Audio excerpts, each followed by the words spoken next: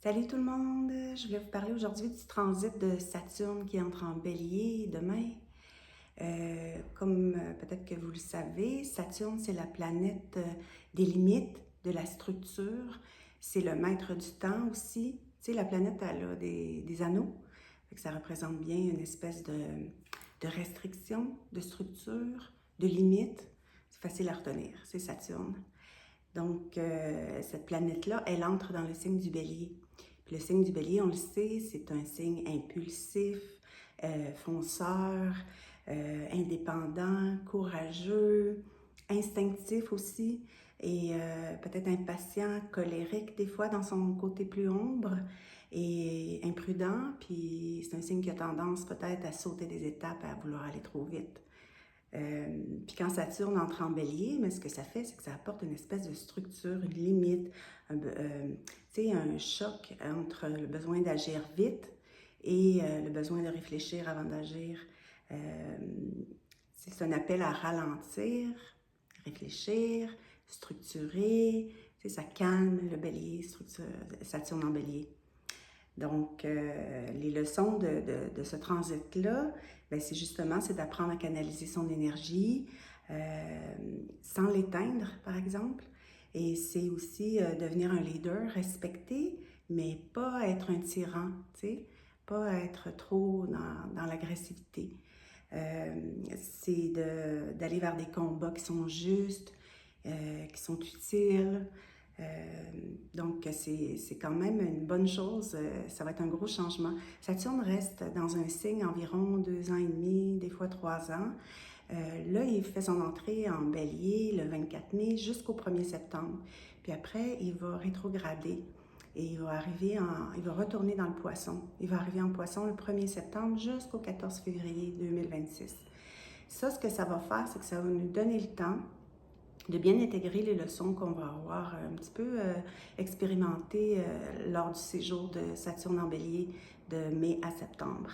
Et ça va nous donner le temps de l'intégrer parce qu'il va rester en Poisson jusqu'en février 2026. Après ça, il va revenir, il va reprendre sa marche directe, puis il va revenir en Bélier pour s'y installer pour de bon du 14 février 2026 jusqu'au 13 avril 2028. Vous savez, on a tous le Bélier dans notre carte du ciel. La roue du zodiaque est séparée en 12 signes, 12 maisons. Et on a tous une maison qui est occupée par le Bélier dans notre carte du ciel. Même si vous n'avez pas de planète en Bélier nécessairement, on a quand même le signe du Bélier, l'archétype du Bélier dans notre carte du ciel. Tout le monde l'a. Et dépendamment de ton ascendant, Saturne va travailler dans ce secteur-là pendant les années à venir jusqu'en 2028. Donc, si tu es par exemple ascendant Bélier, ça va tomber dans ta maison 1. Puis la maison 1, c'est la maison de l'identité, de l'initiative, de ton image de toi-même. Et ça va t'apprendre, Saturne en Bélier, à t'affirmer avec maturité, assumer qui tu deviens, puis apprendre aussi la patience. Et si tu es ascendant Taureau, ça va arriver dans ta maison 12. Et la maison 12, c'est la maison des retraites, c'est la maison des karmas, de la solitude, c'est la maison de la foi aussi. Donc, tu vas apprendre à faire face à tes peurs profondes, tu vas lâcher prise aussi, puis tu vas apprendre à faire confiance. Et si tu es ascendant Gémeaux, ça va arriver dans ta maison 11. La maison 11, c'est la maison des réseaux, du collectif. Tu sais, c'est les relations sociales, les projets collectifs. Alors là, ça va t'amener à redéfinir tes cercles sociaux, assumer un rôle de leader aussi, puis avoir beaucoup plus de maturité dans tes amitiés. Si tu es ascendant Cancer, Saturne en Bélier va arriver dans ta maison 10, c'est la maison de ta carrière, ton statut social, ta vocation, ton autorité dans la vie. Alors là, ce que ça va faire, c'est que ça va t'amener à repenser à ta carrière, à structurer ton côté professionnel, puis à bâtir quelque chose avec ambition.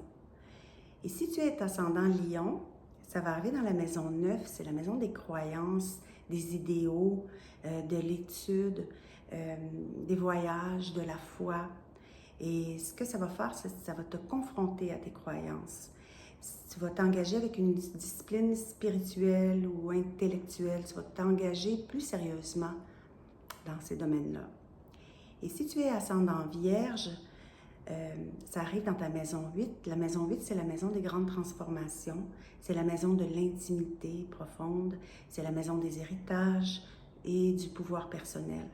Alors, Saturne en Bélier en maison 8, tu vas apprendre à peut-être traverser, pas apprendre, mais certainement traverser des remises en question profondes. Puis tu vas guérir des blessures probablement. Et tu vas stabiliser tes ressources partagées. Hein, l'argent qui vient des autres ou ce que tu partages avec les autres. Si tu es ascendant Balance, ça va toucher à ta maison 7. Et la maison 7, c'est la maison des relations. Autant amoureuses que personnelles que professionnelles.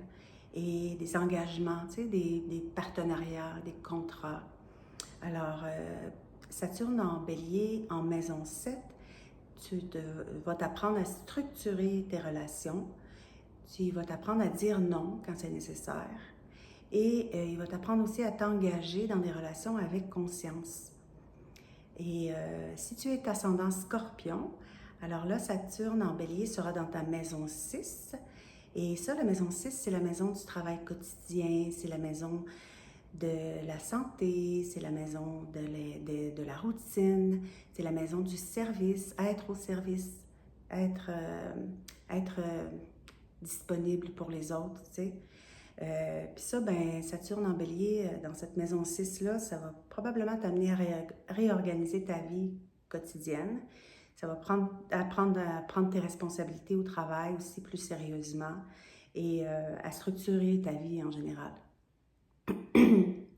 Si tu es ascendant Sagittaire, alors là, ça va arriver dans ta maison 5, la maison de la créativité, de l'amour, de la sexualité, du plaisir, de l'expression de toi-même, de ton enfant intérieur, la façon que tu aimes.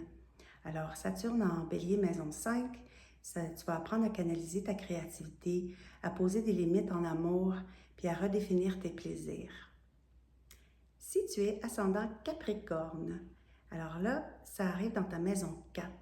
Puis la maison 4, c'est la maison de la famille, ton foyer, tes racines. Puis Saturne en Capricorne en maison 4, là, ça va t'amener à repenser à tes bases, à affronter des héritages familiaux, créer une structure stable aussi chez toi. C'est là-dessus que Saturne en Bélier va agir pour toi dans la maison 4. Et si tu es ascendant Verseau, alors là, on touche à la maison 3. La maison 3, c'est la maison de la communication. Les pensées, l'écriture, la façon que tu réfléchis. C'est la maison aussi de tout ce qui est ton entourage proche, tes frères, tes sœurs, tes cousins, ta famille proche.